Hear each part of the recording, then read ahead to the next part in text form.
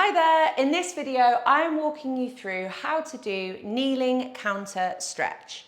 For kneeling counter stretch, you are going to need something that when you come to a kneeling position and you put your arms forward like this, that your hips are about in alignment with where your arms are. So can you see there that my hips and my spine and my arms are sort of tracking in a straight line? So a chair like this will normally work quite well. Kneeling counter stretch requires you to be able to kneel. The hint is in the name, so we're going to moving into this type of position. If kneeling causes you knee pain, I don't want you doing the exercise. I don't want you padding under your knees. I want you to find you something else within the exercise library that suits you more. If you're padding under your knees, you are not listening to signals of pain that your body is trying to give you, which mean please do not do this thing, okay? So no kneeling if kneeling hurts you. There are many other things that you can do instead. I'm going to walk you through the lower body position here first, and then I'm going to walk you through the nuance of the upper body position, which is actually quite complicated. So to start with, just ignore what I'm doing with my hands and arms. We'll talk about them in a second. We're looking for a kneeling position where toes, ankles, knees and hips are in alignment. In fact, I'm going to put my arms down because it's a bit too tiring to hold myself like that. So my knees are directly underneath my hips, which are more narrow than most people think.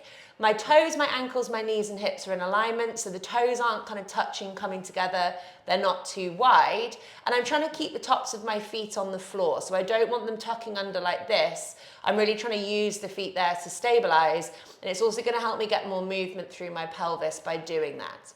Speaking of my pelvis, as I come into that position that I'll show you again in a second, I am trying to create this rolling down position of extension. So I don't want my pelvis tucked under into flexion like so. I don't want that happening. We want the pelvis rolling forward so that we're closing up the front of the hip joints. We're also putting ourselves in a position here where the hips stay above the knees. So here it's subtle, but my hips are a little bit further backwards than my knees. So I'm going to just walk my knees slightly further backwards so that I'm creating that 90-degree at the knee joints. The hands are going to be active. So I'm putting my hands on my chair, I'm spreading my fingers nice and wide, and I'm staying really active here. My head relaxes, and what I'm trying to do is keep my hands actively pressing downwards, keeping my elbows straight, but I'm going to try and roll my inner elbows. This is so hard for me to do. I'm going to try and roll my inner elbows so that they face up towards the ceiling. So that is so difficult for me to do, but the movement, imagining that this is the chair, I'm pushing down on the chair, and as I do that, you're probably going to notice that your elbows want to face down towards the ceiling, and what you're going to try and do is try and roll those inner elbows so that they face up towards the ceiling, imagining that I'm in that position that I was just showing you. So you're trying to roll the elbows upwards, and this is going to make you feel so much more in those upper arms. It's going to get really wobbly if you're anything like me. It's very, very, very active through the hands and the arms. So just make sure that we're not sagging like this. We're not hanging out in our mid-back. We're not passive. The hands are where you're kind of starting the exercise from almost.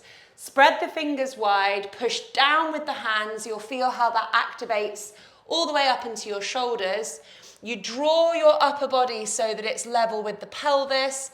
The pelvis rolls forward so that you're creating that hip work. We're not rolling the pelvis under. We're not sagging in that mid-back, so we're kind of drawing our rib cage up, but we're not drawing the rib cage up so much that we then tuck under. So the pelvis is going to feel like it's moving in a slightly different direction to how the rib cage is moving. Your rib cage draws up, but the pelvis rolls forwards. We relax the head, and then the hardest bit of all is going to be that arm roll. So I'm pushing down through my hands at the moment, which is all right, but now what I need to do is push down through my hands and roll my upper arms so that they face up towards the ceiling, trying to remember everything else that I've already said, but most importantly, I need to think about my breathing here. So just because something is hard, it doesn't mean that we hold our breath or grit our teeth or go red in the face.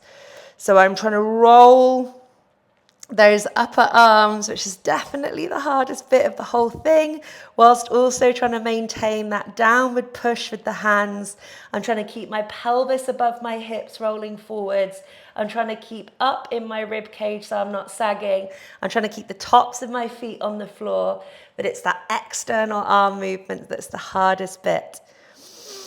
Breathing deeply into the back of the rib cage here, super active through the arms. 3, 2, 1. Oh, I think that's enough for me today. Doing that one always serves as a reminder as to how difficult I find that, but just coming out of a few moments of that, I can really feel that my shoulders have opened themselves up and my arms feel further back behind me. That feels really, really nice. But that arm rotation whilst you're in it, that's the difficult bit. So let me know how you find it, and I hope you enjoyed.